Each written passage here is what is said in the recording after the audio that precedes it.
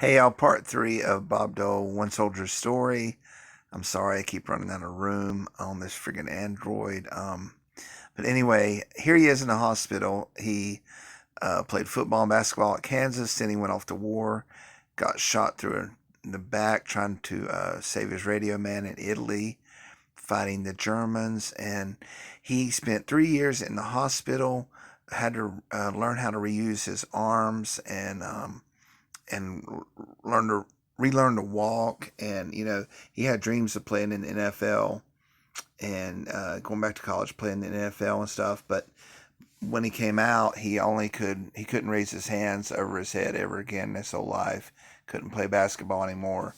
And here he is at home working out, doing physical therapy. Um, but basically, this book is, and so finally he went and got his law degree. He had wanted to be a doctor, but he couldn't use his hands very well, so he wound up getting a law degree and then becoming a senator. Long term senator, and it's a great book. It's his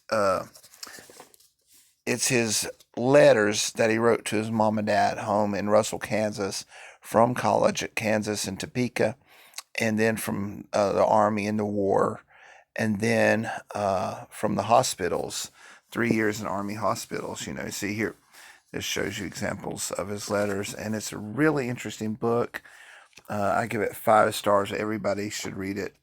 This younger generation, the millennial generation, should definitely read it so they can learn about valor and heroism and sacrifice and what the older generation did to give us our freedom.